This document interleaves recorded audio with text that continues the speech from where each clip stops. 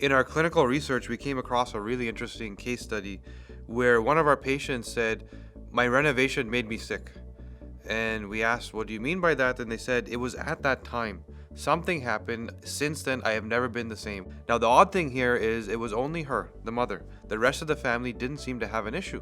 So, of course, the first thing we did was dive into the genetics to see where could there possibly be a risk. And we asked the question, how old is the home?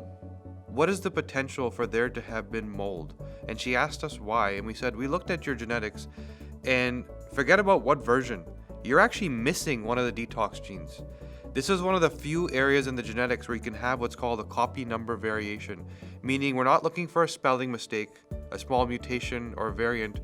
We're not looking for a sentence or a paragraph, but the entire gene could be missing.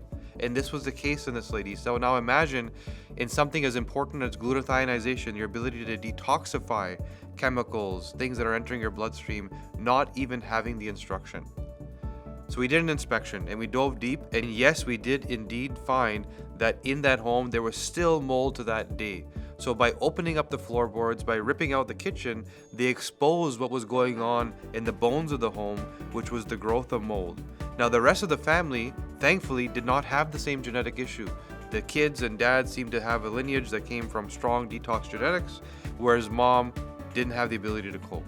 So now, one simple thing. What looked like some form of autoimmune issue, I have headaches, I can't sleep properly, I just don't feel right, was actually just the lack of the genetic ability to cope with the mold that was released into the air. This is where you can see that personalization is so important, because even within one household, amongst the family, there's different versions for how people react to that mold spore that was released into the air, and it was only mom that got affected. So this is where it's very important to understand how you cope, how you deal with these things, and to know what you should be exposed to, what you should not, and if you are exposed to the wrong thing, what you should do about it to have optimized health.